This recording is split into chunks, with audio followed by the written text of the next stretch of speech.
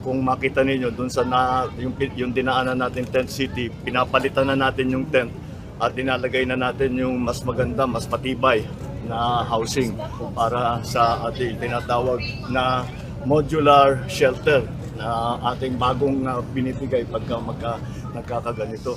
965 families here, 260 households located here. And yet these houses, which you see, smart houses, are for yung mga tao that are in the no-build zone. The rest are presently totally damaged houses. When you have a good leader, the people will move fast. Talaga naman.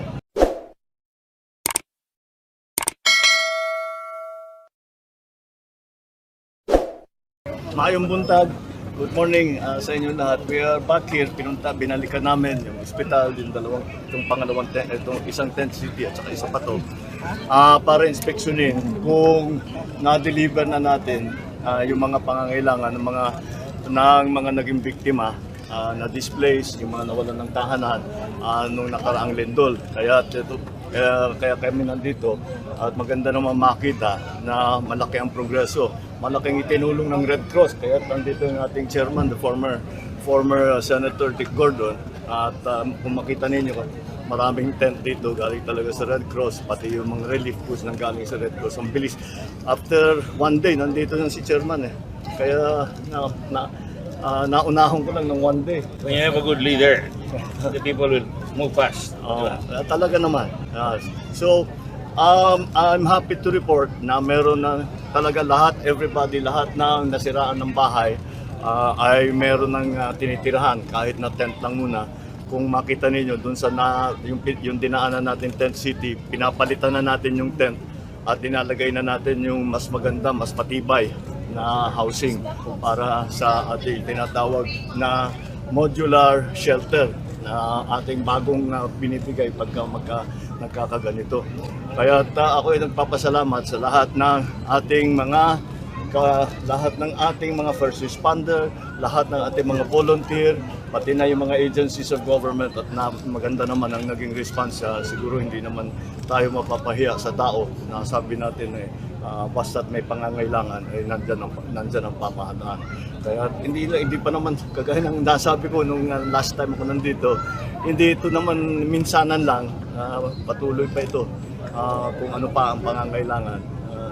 Pati may magandang idea ang ginawa yung Red Cross, naglagay ng swimming pool para sa bata.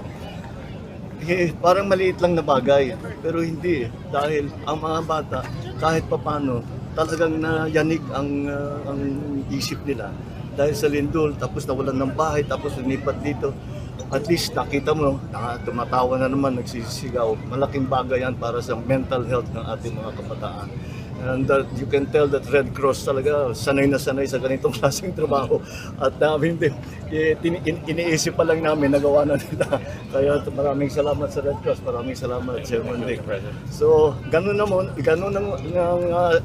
situation report namin dito ngayon. Maayos, lahat ng tao na naging biktima ay meron ng sinisilungan, meron silang kinakain, meron silang kinukuhanan ng tubig, meron silang ginagamit na toilet facilities na maayos, at lahat pa ng kung ano pa ang pangangailangan going forward ay nakapagbigay na rin tayo pati ng cash assistance. Cash assistance at saka yung construction materials. Nagbigay na ng construction materials pati ang DSW, ang DSUD. Ang DSUD ang nagbigay ng construction material para masimulan na ng ating mga kababayan na mag-reconstruct ng kanilang mga bahay, yung mga sira na. Yung mga nawala talaga na bahay, yung papalikan natin. But for now, I think okay naman tayo. We will keep working to make sure everybody's okay, everybody's healthy, everybody has what they need. Thank you. Dito sa San Remio po, ang natapos namin are 45 units ngayon.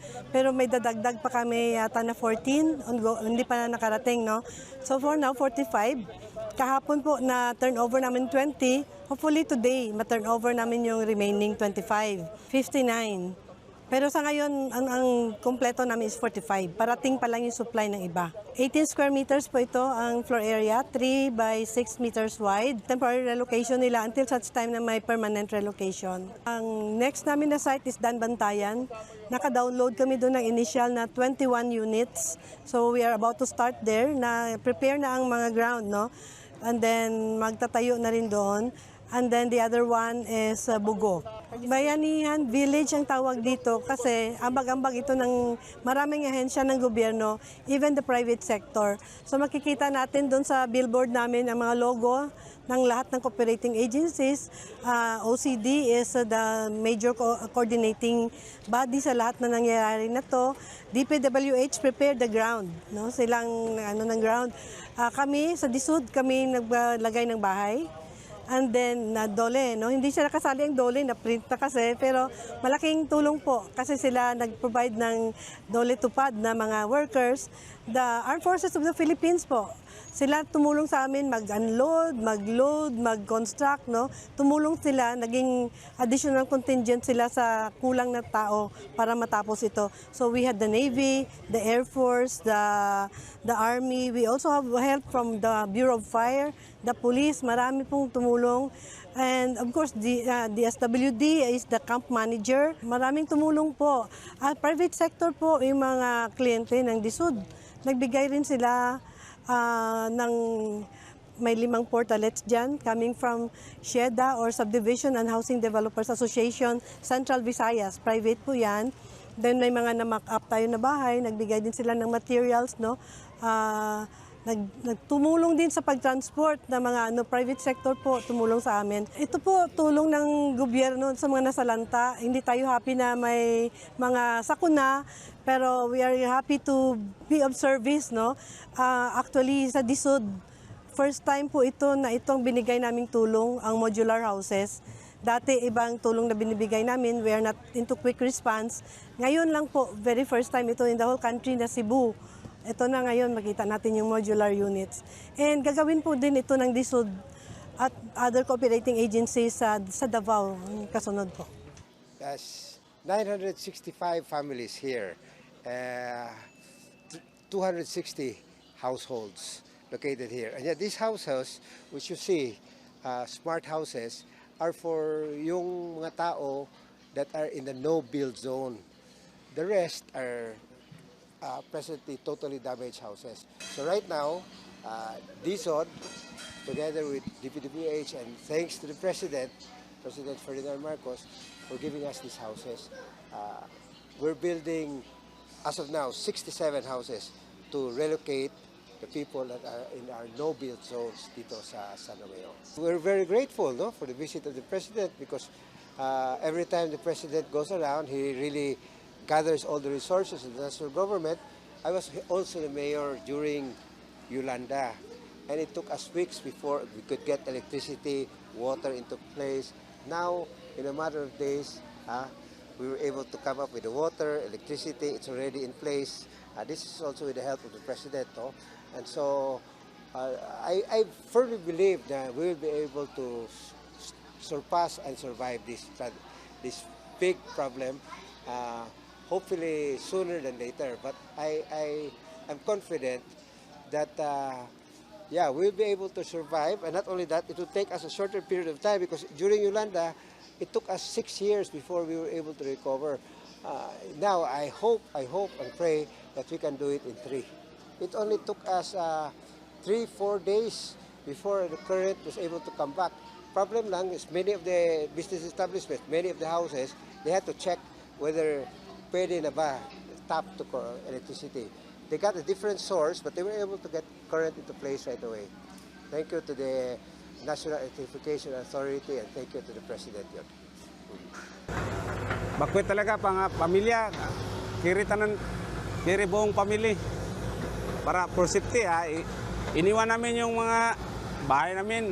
Bahala na yung magnanakaw. Pero basta for safety sa aming pamilya. Dito sa evacuation, okay naman. May binigay silang ganito, tent, tapos yung meals namin everyday. So far, okay naman, ma'am. Hindi kami pinabayaan. President, sana matulungan nyo kami dito, kaming mga lahat ng, hindi lang kami dito sa San Remio at pati na rin sa ibang nasalanta ng lindol. Sana matulungan nyo kami na bigyan lamang ng kunwari, assistance para pambili namin ng mga materialis pa makapatayo ng aming mga maliit na tirahan. Nadinig ko parang malakas na ganun. Na ano siya, na-crack yung pillar niya.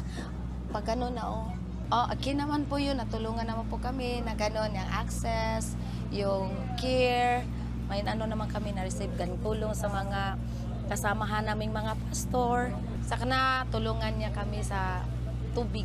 Malaking tulong po yan sa amin, yung cash assistance na ibigay mo sa amin, President Bongbong Marcos, kasi malaking tulong yun sa aming pamilya. Ano po namin, sa pang-araw-araw namin para na kami magastos-gastos. Malaking tulong yun sa amin. Siyempre, natutuwa kasi doon sa una naming natitirhan, masakit ng namin, tilikuran. Ang bahay ko ay may sinkhole at wasak na wasak talaga ang bahay namin. Wala kaming nadala. Buti na lang sa tulong ng Diyos, safety naman sila. May sa dito, may sugat dito, at may dito, malaking hiwa. Nagsalamat ako sa pagbibigay ng immediate response at natulong dito sa Smart House na matirhan na namin. Diba? Mahiram namin bali 1 taon upang makapagsimulat uli.